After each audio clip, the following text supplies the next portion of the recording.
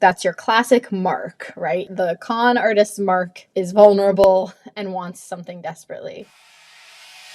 You're listening to Good is in the Details. I'm Gwendolyn Dolsky. And I'm Rudy Sallow. And this is a podcast where we learn what we didn't know in the spirit of Socrates, all with the aim of a happy life, a knowledgeable life. And in this episode, we have returning guest. You loved her first episode. We even did an encore of it. It was wildly popular. She's a podcaster herself. She's into true crime. She's written Lady Killers. And now we're talking about her other book called Confident Women. We have the Tori Telfer. Okay, so last time when we talked about Lady Killers, we were talking about this idea of what it means to be a killer, a serial killer. And a lot of times it's shrouded in the idea of being a man. But there are some women who slip under the radar a lot because of our assumptions about what it means to be a woman. So this next one is on what about women con artists. So Rudy, what did you think was interesting about this episode? What did you learn? What I learned is, much like women killers, there are women con artists out there.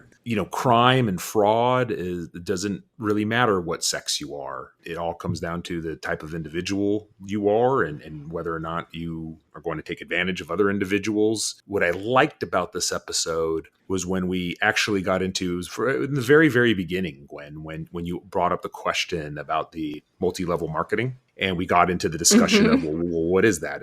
Is that a pyramid scheme or is that legal? And it basically what I learned from this episode is I hate to say this, but I'm going to say it. The magic 2 words that lawyers always say is it depends. It depends if it's fraud. It depends if it was a con. It depends on many, many factors. But basically the facts matter. Whether it's a woman con artist or a man con artist, whether it's multi-level marketing or whether it's a pyramid scheme, the facts matter. Some things are legal, even if they're evil, but they might go into that gray area. Yeah, it was a very interesting episode. I really enjoyed it. Yeah, what I love about Tori's work is that you get all of these components. So you have a bit of the psychology of the criminal, but you also have this sociological question of what made that possible, and then also the response to the criminal. So it seems like people are a little bit more embarrassed to be conned by a woman. So again, we have all these presuppositions about who would be telling the truth or who would be trying to get ahead. And then also, why are people trying to get ahead? Like, what is lacking in their life that they're willing to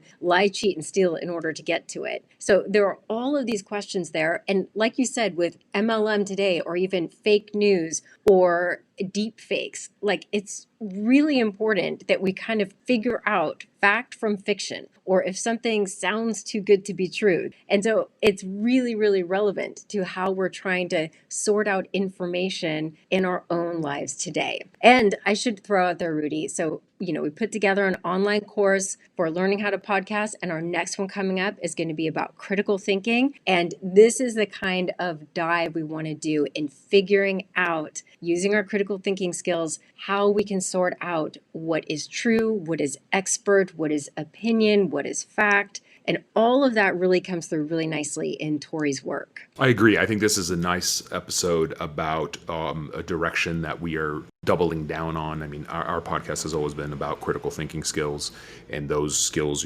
I've learned those in law school. You learn those as a philosophy professor and student, and those are going to be vitally important in this day and age of AI and cons. So this episode is really, really important because we don't know what we can trust these days, and we're all probably being conned one way or another. And so I think this is going to be an area where you're going to start seeing our podcast focus more and more on is how you can protect yourself and your family with critical thinking skills. Absolutely. Okay, now let's talk about women con artists with Tori Telfer. Let me begin, Tori, with I need to give you the biggest thank you for the last episode that you did with us 2 years ago. That episode on Lady Killers is a huge, huge hit. Really? That's awesome. I mean, really, thank you so much. We loved your book. And because I teach philosophy class, it has to do with issues about gender and assumptions.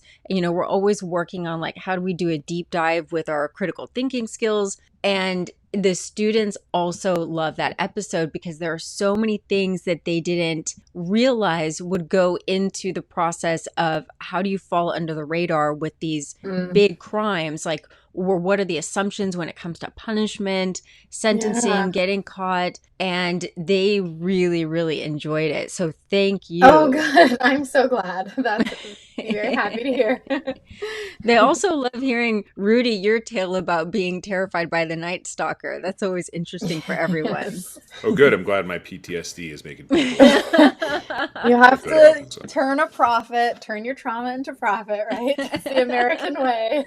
Well, speaking of the American way, well, no, you don't have all Americans in your book on confident No. women. I wanted to start out with what is the definition of confidence for the purposes of your book, and then let's see. There's one other question I have that kept going through my mind as I was reading this, and maybe Rudy, you can help out here. Where is the line legally when you have done something like, what's the difference between conning somebody and scamming somebody? Like, let's just say you bought something online thinking that it was going to be something else and it just wasn't true. That can be a scam, but it's not illegal. So where is that line? But first we'll start off with confidence and then the legal distinction when you've crossed a line. Okay. Confidence in the sense of a con artist means it's used in the sense of to take someone into your confidence. It's different than the way we normally think about it. A confident person is someone who has swagger, who feels good about themselves. But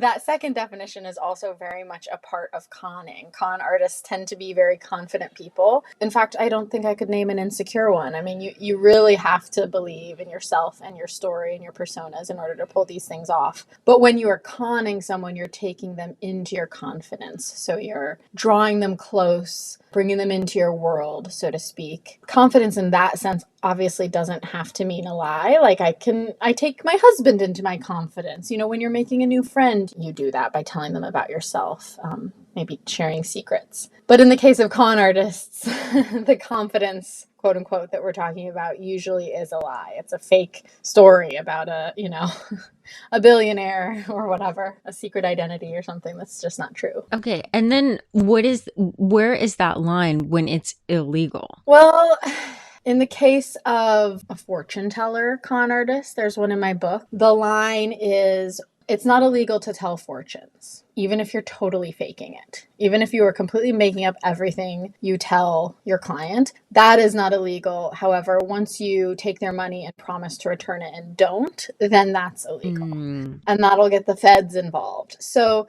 maybe it varies from con to con. I mean, you sort of use the example of like the fake Amazon seller, which I don't think that is legal to scam like that. However, I think it's such a web of bureaucratic, overseas, logistical, nightmarish stuff that's why, when you order a product on Amazon and it comes and it's fake, the police aren't going to help you.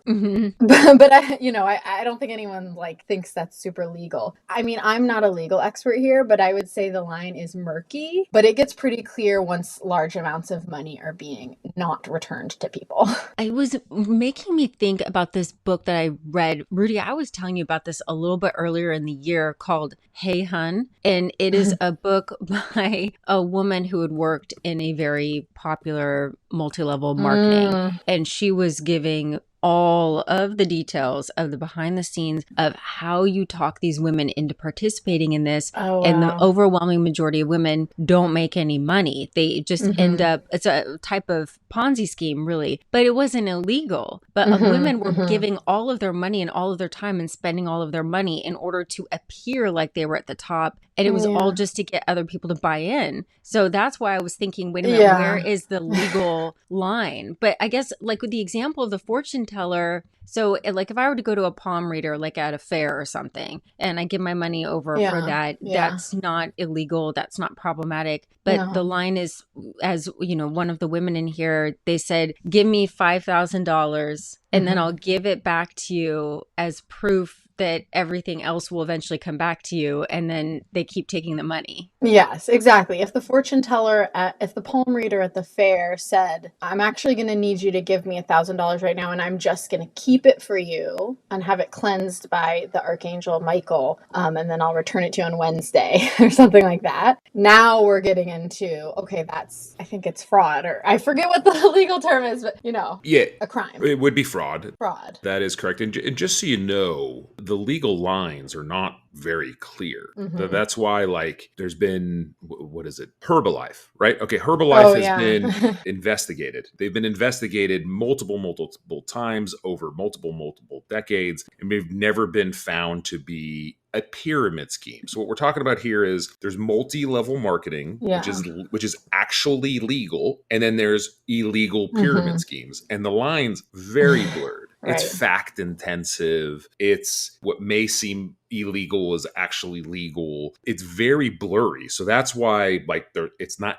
easy to define it, is because it's an extremely fact intensive exercise. Yeah. I bring up Herbalife because it's never been found to be an illegal pyramid scheme. It's always been found to be legal multi-level marketing, which multi-level or network marketing is a form of business that uses independent representatives to sell products or services to family, friends, and acquaintances. That's the definition of multi-level marketing. An illegal pyramid scheme is completely different. But yeah, sorry, I hope that's helpful. No, that's super helpful. And I also think that shows there's a difference between what's technically legal and what we sense morally. It's like most of us get icky vibes from MLMs, right? And it's clear that they're preying on vulnerable women, blah, blah, blah. Does that mean Herbalife is ever going to be prosecuted? No. But so it's different what we sense and what we sort of instinctively feel is a scam, and then what the law says is a scam. As I was reading your book, I was also thinking about how I was drawn to it, like, con artists. And the only con artist stories that I can think of that I gravitate to was they were all men. So the story of Catch Me If You Can, if you remember when Leonardo DiCaprio and Tom Hanks did that film, and it was so charming and funny and also serious. And the author that was based upon, the real person, he was in an interview and he said the thing that the movie couldn't capture was how stressed out he was all the time. But when he was actually caught, there was a sense of relief.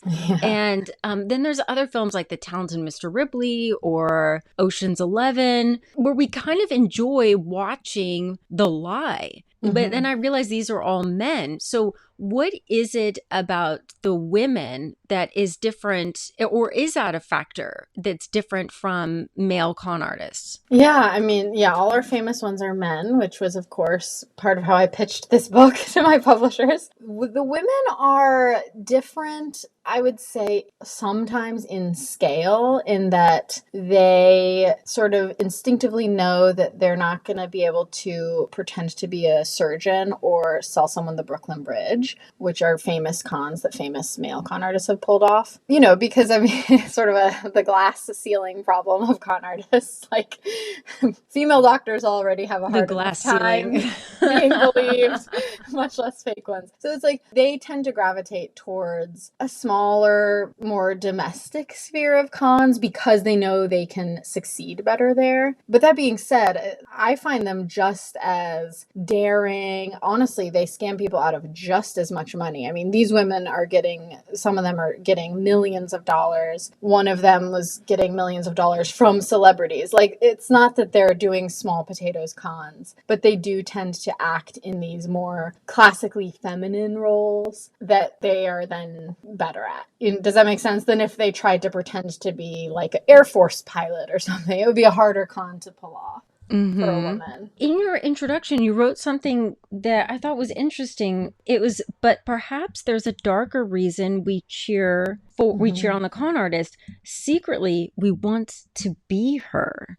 So what do you, I see that. I think it is the capacity for manipulation, just watching somebody perfect that art, almost like a magician, but the consequences are so serious. Right. I think it feels like there's something liberating about being a really successful con artist at the top of her game. Not only is there often glamour involved, but these women seem to not care what society thinks about them. They're not they're not wringing their hands over, oh gosh, like did I say the right thing at that party? They're just pretending to be someone entirely different. And I think that can feel very, like, it must feel very liberating. It seems very alluring. But as you mentioned with the Catch Me If You Can guy, Frank Abagnale, it's very stressful to actually be them. I think some of the women in this book had a almost pathological, like they couldn't stop lying even if they had wanted to. So my point is, I don't think actually being a con artist is as easy breezy glamorous as we might think it is, but because the media makes it seem that way and it's so fun to watch a movie where it looks that way, we do find ourselves cheering them on and kind of wanting to be them. The book starts out with the story of, let's see, Jean de Saint-Remy? That sounds great. Yes. I too. I lowly American myself. I try to not pronounce her name. Yeah. That her idea was to pretend. So let's see, she's from the 1700s, but her idea was to pretend to be best friends with Marie Antoinette. Yes. She was so audacious. I really like her. Yes. See, that's it. When I was reading the story, I thought, oh my goodness, she's just pretending to be her best friend, and based on that social connection is getting jewelry and getting money and a fake love affair. That's extraordinary. Not just getting jewelry, getting the most expensive diamond necklace in the world at the time. So tell our listeners, give a teaser. How did this woman pretend to be the best friend of Marie Antoinette, and as a result of that, get all sorts of good stuff? So Jean was just a lowly orphan who had grown up with her dad, always telling her, like, look, we came from royalty back in the day. We're destined to be great. And so she had this sense of herself as destined for something larger than life, destined for more money than she had. And she moved to Paris and Versailles and really manifested it by hanging out at court, trying to get the queen's attention in various ways. And when that didn't work, she started telling this very wealthy cardinal that she was best friends with Marie Antoinette. And this cardinal, because of complicated French politics, he was out of Marie Antoinette's good graces and really wanted to get back into it. So that's your classic mark, right? The con artist's mark is vulnerable and wants something desperately. She staged it's amazing. I mean, she wrote fake letters from the queen to the cardinal, and then she even staged an encounter in a misty garden at night. She hired a sex worker to pretend to be Marie Antoinette and kind of like flutter up to him in the darkness and I think hand him a rose and then flutter away.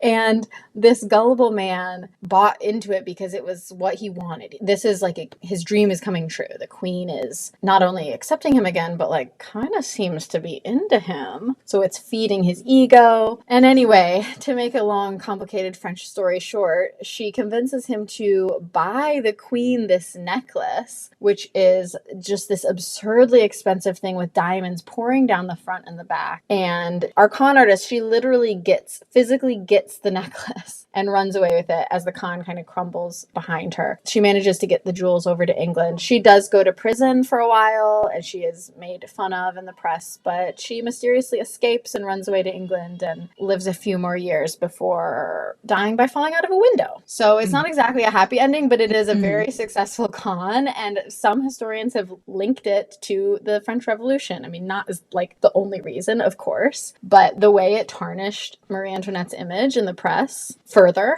is one of the factors that led to.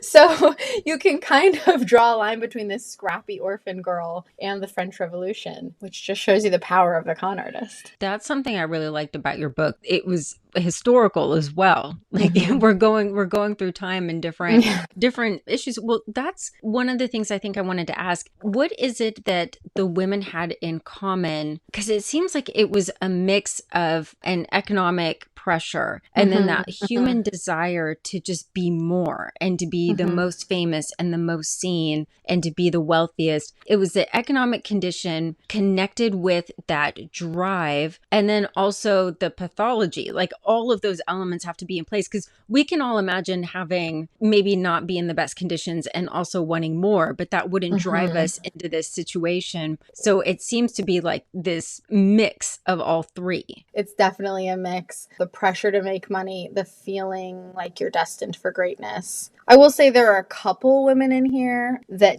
only a few, that didn't have that grandiose delusional vibe, that were more just like a working con artist. And that's interesting to me too, because, you know, they almost took like a businesswoman's approach to it. It's like, I'm not in this for the fur coats and the front page. I just am in this to make money.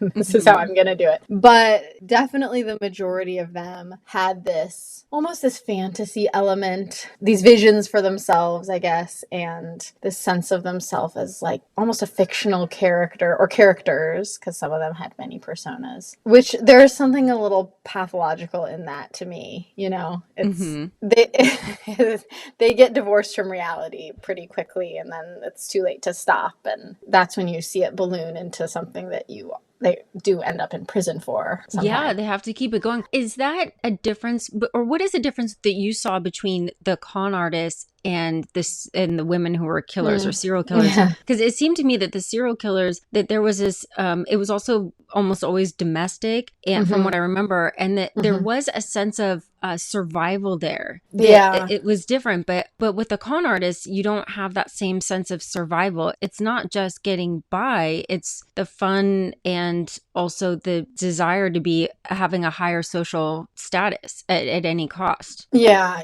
I mean, there are a lot of similarities, I would say, up until the point of violence or nonviolence. A lot of them, it does start with the economic drive or need or desperation. There's a lot of hustle in both types of these female criminals, but the con artist does take it further into the realm of showiness, fantasy, I guess, whereas the serial killer doesn't want to get caught. Not that the con artist wants to be caught, but the serial killer really can't get caught. You do your first murder and you get caught and you're going away for life, much less, 5, 10, 15. So I feel like the serial killer keeps a lower profile, even though with each murder, a lot of the women in my first book were improving their circumstances, moving up in the world, with each husband they killed or whatever, just like the con woman is doing. By necessity, it had to stay, with the serial killer has to stay smaller, I guess, like on a smaller stage. Whereas the con woman can drive the fancy Mercedes right off the parking lot and make that part of her story. Is there this sense that, well, they gave me the money, they believed me, so it's their fault? Is there a guilt-free? In the con artist? Probably. And certainly the press and maybe the law tends to be hard on victims. I think that's changed recently because there have been so many con stories in the media and everyone's just like getting more sensitive about victims in general. But for a long time, it was kind of like, these fools, how could they give their money to this person? There's a woman in my book, Cassie Chadwick, who swindled a lot of male bankers. So these are like prestigious businessmen who have been conned by a nobody who's a female from Canada. A lot of them didn't come forward. At least people speculated that a lot of them never came forward even after her crimes were revealed because it was so embarrassing. So some of that judgment comes from the victims themselves. Yes, that's what I was thinking, that the reason the lady killers kind of went under the radar is because people just didn't believe that women were capable of that. But then with the con artists, I think it's the sheer embarrassment that a woman fooled them. Exactly. They don't want to believe it, or it goes under the radar that there's that perception of, I couldn't be fooled by this woman. Yeah, exactly. Which, to be fair to the male con artists of the world, I think there's also that in male. Like, how embarrassing is it to admit that someone told you he could sell you the Brooklyn Bridge and you believed him? Like, that's so embarrassing. Con artists in general, their victims feel a lot of shame and embarrassment. But yeah, I do think when it's a woman who's fooled you, especially probably if you're a male victim, there's just that gender layer of like, oh gosh, she got me. I can't tell anyone. Yeah. And they also really know how to tap into your vulnerabilities.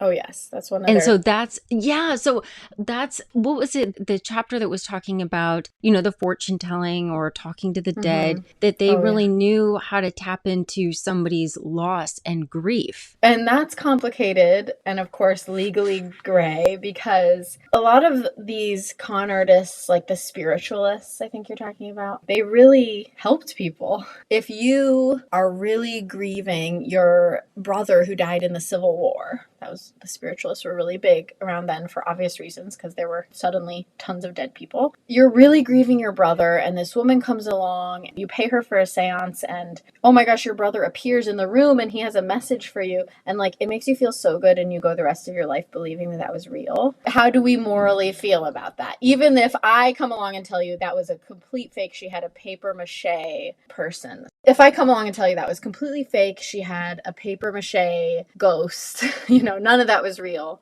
But this quote unquote victim never finds out that they're a victim and goes the rest of their life feeling solace from that. It's like, what do we do with that? How do we feel about that? That's a great question. My gosh, I mean, that's such a quandary. Like, it really comes down to what, Gwen, we were recently talking about how in the state of Louisiana, the 10 Commandments are going to be on display. And while that in and of itself isn't a terrible thing, there's a message behind that, the mixture of church and state. The 10 Commandments in and of themselves, those are good rules to live by, right? And one of them being, thou shalt not lie. Well, gee, in that one instance, that lie may have changed that person's life for the better, because it was able to give them closure, and that closure that was needed. And we're human beings. We have this great mystery called life. We have this great mystery called death, and we have to deal with that. And it's not an easy thing to deal with. And if a lie, like the one that you were mentioning, helps people go on with their lives, be productive in their lives, maybe help others in their life, I'm perfectly fine with that lie. Let's lay it out there. That happens like all the time. Yeah. People are told all the time, oh no, this is going to happen to you after you die. Just have faith. Or, oh no, this is going to happen. But you have to have faith. You have to think positive, and you got to keep on moving. And that helps people. I guess what I'm trying to say is, as somebody who struggles constantly with everybody else's death, I don't plan on dying, but everybody else's death, Rudy. because I just can't deal with it. Look, whatever I got to tell myself, or whatever anyone's going to tell me, I'm going to use that to my benefit in order to move forward. Yeah. And that's interesting. It's really, I don't know, Gwen, what do you think about that little quote unquote white lie, if that's the right word for it? This is what I think. So I'm going to get a bit personal. I remember with the Harry Potter series, and I remember reading the first book, and then when I saw it in the film, this illustrated, it really hit me. And it is a scene where Harry Potter finds a mirror, like in the basement of Hogwarts. And when you look in that mirror, it will reflect whatever it is that you really want to see. So different people would see different images of like winning tournaments or things like that. But when Harry Potter sat in front of the mirror, he saw his parents, and he sat there and he could not move. He sat there for hours. It may have even been over a day. And finally, Dumbledore comes to him and tells him that the problem is they see what they want to see, and then they'll stop living. The reason why that hit me so hard is because my father passed away when I was young, and I could see myself in Harry Potter's situation, that if I could look in a mirror and have my dad look back at me, I would probably stay there. I would never leave. And so if there was a spiritualist who said that they could communicate with my dad so that my dad could communicate with me, Rudy, I would have them on speed dial. There is no question. But the moral of that story, though, is, like you said, the human condition, the growth that we need is the ability to say goodbye and to be able to hold on to that memory. But it is such a vulnerable thing that I can see with the con artist in Tori's book that, if I would have them on speed dial, I could see myself in that situation of just give me that one more moment or some advice or something. Yeah, it's hard. So what we're saying is, sorry to get a little bit too deep here, so what we're saying is some cons are okay. I guess is so that's the essence. We also, I think, isn't that what we're saying, Tori? We have to be responsible too. Like, we have to, like, if somebody is offering something that is impossible, really, like lots and lots of money, or being able to talk to that person who's passed away, like, we also have to have the responsibility to be able to see, well, you know what, Rudy, this is going back into our conversation that we had a little while ago about this takeover of like ChatGPT and AI and deep fakes. We're having like this new technological iteration of it. And so we have to teach people, wait a minute, how do you discern what is real? Like the critical thinking skills to sit back and be like, which part of this is possible and which part of this is true, which part of this is likely, so that we can spot when somebody is not being truthful, because all lies require participation, right? They're selling something that we want. So when you're lied to, one of the hardest things to accept is that you wanted to believe, you participated that in some way. Absolutely. I couldn't agree more. There's got to be some part of that person that's open to the possibility of the lie, right? 'Cause 'cause even if you're going to see this quote unquote spiritualist, that's a choice that you're taking. And I don't care how, I don't want to use the word dumb or gullible or whatever a terrible pejorative word you want to use. I don't care. I don't care about that. There's some part of you that's got to doubt this person's ability, but you want it. There's the desire. Why? Because you need that closure, or you need the answer to that question. You are ruminating to the point where you cannot move on with your life until you get an answer to that question. That's unfortunate, but maybe back then, maybe during the Civil War, maybe, the psychotherapy and other types of therapy and CBT and medicine, it wasn't available. So people were much more vulnerable to that stuff. But I tell you, whenever I watch my free TV shows, which shows a bunch of classical television shows, I see fortune tellers on the TV still to this day. And it's why? Because people need answers to questions. Yeah. They just do. And whether or not, if you're picking up the phone and you're dialing the phone and you're putting in your credit card, that's your choice. There is some part of you that knows what you're getting yourself in. There just is. Whether it's 1% or 99%, you're talking to a scamster in one shape or form. Because let's just be honest. I think that's the vulnerability, is that whenever the con artist has taken the money, in order to reveal their wrong, you also have to reveal your vulnerability. And that must be so hard. Absolutely.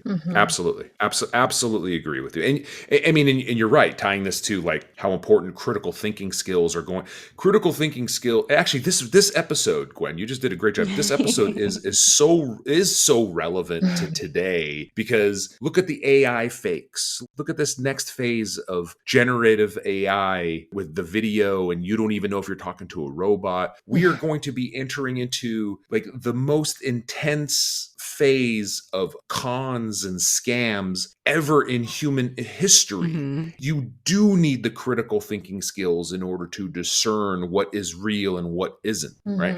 And clearly, I'm not advocating for more scams and cons just to make people feel better. No, but these days, it's not just going to be people calling fortune tellers to answer questions about the great beyond and getting some closure. It's going to be vitally important that people truly learn the difference between what some computer spit out and what is the truth. Tori, for you, when you were putting this together, was there a most outrageous lie or con where you thought, oh my gosh, why didn't this person just ask this one little question? Or was there a most outrageous moment? Oh, there were so many. I think the ones that were the most outrageous in a funny way to me were when someone's mask was slipping so clearly and people still didn't believe, like the fake Anastasia Romanoffs, which is like so sad on so many levels. I'm not making light of it, but these women would appear who did not speak Russian or who like didn't know how to act in the Orthodox church service. Just these really obvious things. Like, obviously this woman is not the daughter of the last Tsar of Russia because she doesn't understand Russian. The victims who so desperately wanted to believe that this princess had survived would just tell themselves like, well, it's her trauma. She can't bear to speak the language of her parents' murderers. Those moments were outrageous to me. When you see people contorting themselves in order to keep believing a con. And then when you see the con artists like not even trying, I guess. If I was going to pretend to be Anastasia, I don't know if I would have time to learn Russian, but I would have some really solid excuse or something, But some of these con artists just kind of went with it and just no matter how many times they messed up, they just kind of like came out unscathed, which was sort of amazing in a way. Aside from the murder, because there's been when blood was involved, but aside from that, what was in your take one of like the worst losses? Because we also have to make sure that we're focusing on the people who lost so much. So what is a story of somebody who just got wiped out? Oh gosh, a lot of people got wiped out. Yeah, not even counting the people who lost their lives. I think. Do you want me to talk about a specific Yeah, person? let's do another tease from one of the chapters. Okay, can we go back to the fortune teller? Because Oh yeah. she really wiped out the most people, I would say. So Rose Marks is the fortune teller that I've mentioned before, who clearly crossed the line into fraud. She was the matriarch of this fortune telling empire in Florida, and she's still alive today. She and her daughters and her sister, or her daughters-in-law, scammed people out of just hundreds of thousands of dollars. And she was really good at what she did, despite having almost no education and kind of being just put into this career at a very young age. You know, she didn't have a lot of agency, but she became very good at it. Anyway, those are the compliments for Rose, but her victims were very sad to me because, I mean, you can imagine what would lead you to go to a fortune teller in the first place. You're not going to go on the happiest day of your life. But her victims were dealing with cancer diagnoses and children with drug addictions and loss of parents and just really, really tragic stuff. She would bleed them of hundreds of thousands of dollars when they were like fighting off brain tumors. Probably the worst example. And speaking of victims being embarrassed, I know this victim is just like doesn't want to revisit this time in her life, but she scammed this very successful romance novelist for, I can't remember how many years, but it was like over a decade. Rose, the fortune teller, took hundreds of thousands of dollars, even just from this one woman. Maybe even millions of dollars. I think at one point she said her fee was $1 million a year. And she was there next to this author, like quote unquote supporting her, but actually bleeding her dry through difficulty getting pregnant, through divorce, and most tragically through the loss of her little boy. Just the whole time being the best friend, the supportive listening ear. Oh, you should sell your house and move to this country because the spirits are telling you to, and I'm going to take the money from the sale of the house and blah, blah, blah, blah, blah, cleanse it. Just very sinister behavior, honestly. Really taking advantage of someone who was on paper successful, but her personal life was deteriorating more and more. And actually, the romance novelist ended up being a witness. She flipped on Rose at the very end. She kind of had to come out of this fog that she'd been in for a decade plus. The detective who brought Rose down, like, had the romance novelist tape one of their conversations. And in it, she's like, "Where's my money, Rose? Like, come on."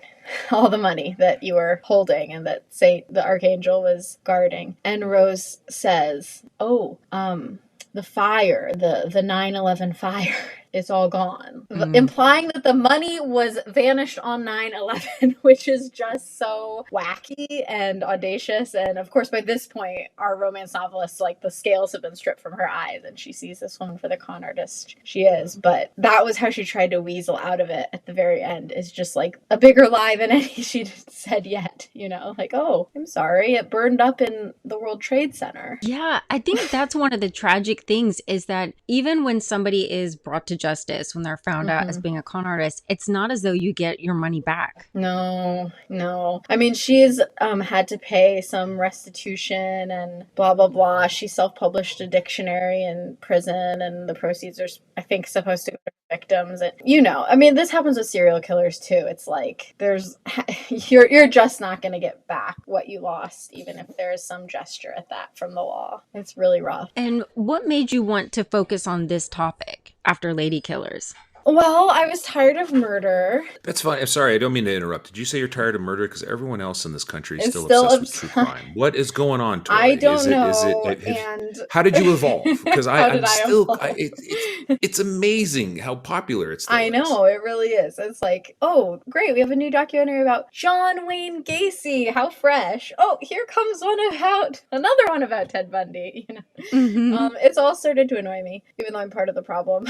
I don't know how I evolved past it. I guess just researching it so much. I think there's just a difference between producing the true crime content and consuming it, which is probably true of any career. Yeah. You Yeah, get can I ask you a question? Actually, Sure. going back because I've listened to our serial killers episode a couple of times. I do. Isn't that funny? Like here I am making fun of people about focusing on true crime, and I keep listening to the same episode. You did mention that sometimes it was hard. It did affect you, or you even said like when you were trying to explain to your friends that you were writing this, like they gave you a funny look. Yeah. What was different this time with this cons? Was this, I hate to say it, was this easier because it's not murder? It was more palatable to relatives and friends and the general public, for sure. I don't know that it was easier to write because I was suddenly dealing with so many, like the stories were more conflicting and there were more personas and stuff. So, just because you find a newspaper article saying that this woman did this, it was like some of these cons were being written about in the media as they were coming out, so you can't necessarily trust the article to have the full story, which is of course true of everything. It was true of serial killers too, but there were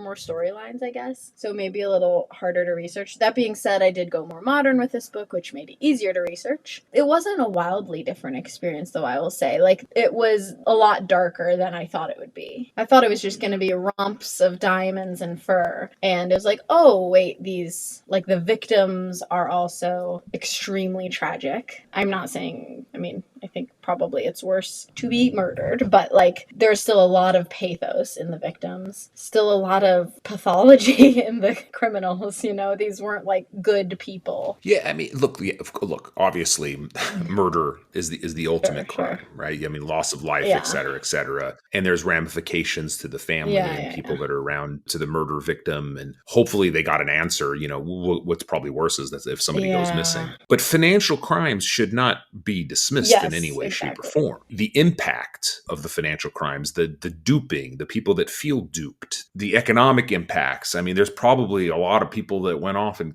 I hate to say it, killed themselves as a result of this. It does lead to death. It does. Yeah. Oh, yeah. Because the stress of it, just everything that happens, it's not to be dismissed, oh, it's okay, it's just money. No. You got to think about it a little bit deeper. Yeah, they upend lives for sure. And sometimes they cause death in very obvious ways. Like one of the bankers that I mentioned before just sort of took to his bed in shock and never recovered. And then there's a woman at the end of my book who actually does murder people. So absolutely. I think it's easy to think that these crimes are minor. I think sometimes in the coverage of Elizabeth Holmes and Anna Delvey, who are like our modern con women, there is a glibness, or no one talks about the victims, which again, it's hard because Anna Delvey, I don't think I don't know, maybe she did actually destroy someone's life who worked for one of those banks she scammed or something. I don't know, but it's not as obvious as in serial killing. I think Elizabeth Holmes did ruin a lot of lives, right? There's people who thought that this blood test was legit, and who knows what kind of diseases or what kind of impact that could. I think eventually we'll know, and there's plenty of documentaries out there, but I don't think we'll truly know the impact of that for many, many years. It's very difficult to see that impact. It's crazy about how recent that was, and it's crazy how she thought she'd get away with it.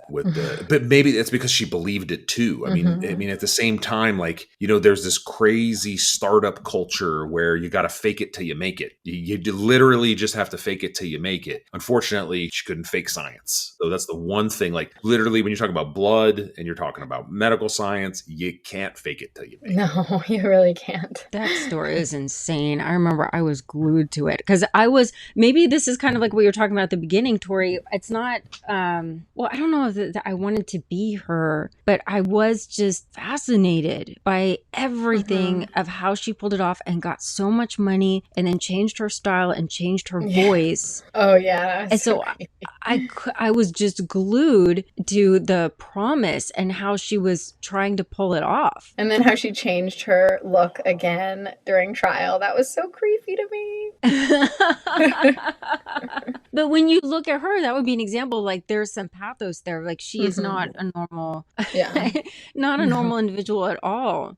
Kind of like what Rudy was saying about the first book and the interview that we did with you on that. You had said that there was a moment that gave you pause. Like I think in Lady Killers, I don't remember which murder it was, but you had to kind of stop. Like it made you emotional. Was it the woman who was unable at the end when she was about to be executed and she couldn't she couldn't apologize? face it. Or that's okay. Oh, she couldn't face it. Yeah. That's right. When she realized what was really coming and Yeah, it gave you yeah. pause. Did you have that at all when you were doing this? I don't think I reached that level of emotion. Again, looking at my table of contents to remind myself. I don't remember having like that one in Lady Killers, like I cried at the same spot each time. So I didn't have anything that dramatic. But there was Bonnie Lee Bakley's story really got to me. She was the one who just wanted to marry a movie star or a rock star and be famous and be beautiful. And she tried so hard and was just kind of treated like this aging schlump in LA, and then finally married an aging movie star who, I mean, I think, what can I say without being sued because he's still alive? But it was, let's just say it was an O.J. Simpson-esque trial where it was like he got off, but it was like pretty clear he had been involved. And it was just, that one really broke my heart. Just, I mean, yes, she was a criminal, you know, she lied to people and she fooled people, but she was such a tragic figure, and she was trying so hard to stay cheerful and like reinvent herself and get up in the morning and maybe get some liposuction because then she'd look better in these superficial LA circles, and she just ends up murdered and then kind of mocked in the press for being this aging groupie. And it's just like, to me, it's a very Hollywood story in its brutality towards the no longer beautiful woman. I would imagine that one of the reasons the con artist is so interesting is because anybody who tries it out and they fail, then they're just out of the game. But by the time you realize somebody is a con artist, there is this huge pattern. So you have to work backwards and see it's been going on for a really, really long time and escalates. Right, I see. If they become known as a con artist, inevitably there's a long trail behind them. Is that what you mean? Mm-hmm. As opposed to another crime. That you realize when you finally unearth that somebody is a con artist, that means they have been doing it. There are several victims in the past and no one had noticed it. Nobody had caught on. Wow. Yeah, another serial killer similarity, I guess. I want to wrap up with this because I thought this was such an interesting line. This is in your concluding chapter. And you write, the tender truth is that humanity is at its finest when we approach with trust and not suspicion. So out of writing about these con artists, this view that's kind of how do I want to say it? Well, I mean, just calling it a tender truth. That the reason why this is successful is because our humanity wants to trust other people and that's actually a good thing. Yeah. Yeah, it's like getting conned is going to be an inevitability in a society that is functioning well, and there's maybe nothing we can do about it, because if none of us are ever going to get conned, it means we have to be so suspicious of each other and so closed off. Like I think I mentioned this in the book somewhere, like I have been conned out of, $40 or whatever. Like I've had a couple like believed sob stories, that kind of thing. I think a lot of us have. And it's like, well, embarrassing. And in retrospect, it's like, I cannot believe I believed that guy. But do I want to be the type of person that would have never been scammed by that guy who had this whole elaborate story about his truck? He had like a costume, he had gloves. Like this guy was so convincing that he needed $40, something to do with his truck. And we sat on the curb as my boyfriend got $40 from the ATM, and we talked about his tattoos and his kids. And then he never came back the next day to return it. So yeah, I was conned. Not anything. Not anything that ruined my life. But it's like, do I want to be the type of person that could never happen to? Or would I be a worse person? Not saying I'm such a great person, but would I be a worse person if I had never even stopped to listen to him? And I think ultimately we all should be open to each other. 99.9% of the time it's going to be fine. Most people aren't con artists. And just every now and then we are going to get conned. And that's like I think I say that it's the price we pay for being human, or something, like one of the prices we pay for being human. If we could, just a thought experiment, hypothetically wipe out any kind of economic vulnerability, like just wave a wand and there's nobody in poverty, nobody struggling, do you think con artists would still exist? Yes. I mean, so, these women in my book were not all poor, desperate women. I mean, many of them were, but I think there is something, just like in serial killing, something pathological, something that drives a certain type of person to do this. So yeah, I mean, hello, was like Bernie Madoff, you know? Yeah. Like, we have plenty of rich con artists. Yeah, I was wondering, there's still, so I think I wanted to ask that, but to kind of strip away that as some sort of a reason or excuse, because I think that there's probably maybe a bit of fun that somebody's having, of like a feeling of achievement that you got somebody to give their money. Oh yeah, a rush, a thrill, or just a sense of what I imagine was driving someone like Madoff or Charles Ponzi, the original Ponzi schemer, just like what would I even call it? Just a sense of like, okay, I just need to stay in front of these dumb sheeple and eventually it's all going to work out. Like, I don't know if that's a rush kind of thing or a superiority kind of thing, or all of the above. Whatever that is, I think it drives a lot of con artists. And if you had one piece of advice after reading all of this, how do we look out for a con? What is some piece of advice that we can walk away? Oh gosh. How do I identify a con? How do I identify a con? Now there's so many online and internet cons that I am not an expert in, so I feel like probably you're most at risk of clicking on the wrong link or answering the wrong email, and I don't know how to stop that. But identifying a con, I guess I would just look out for that it's too good to be true feeling and try to be self-aware about things you want so badly, because that is where we get vulnerable. If we really want Marie Antoinette to be our best friend, that is our vulnerability. And so if suddenly she's becoming our best friend, that's a moment to be skeptical. Tori, great work. Thank you. Thank you. This was fun. Thank you, guys. Thanks, Tori. Good is in the Details is produced by Dr. Gwendolyn and Rudy Sallow. If you're listening on Apple and Spotify, please hit that follow button, hit that subscribe button, and leave a review. You can also check out my online course. If you want to start a podcast and you don't know where to begin or how to create content, monetize, audience growth, I've got it all for you packaged, and you can find the link in the show notes. Also, be sure to visit our patreon.com. We got a new book for our book club there. You get extra content and you get to support the pod. Patreon.com/Good is in the Details. Thank you, Tori, for joining Good is in the Details again. It's always a pleasure to talk about women and true crime. Until next time, bye.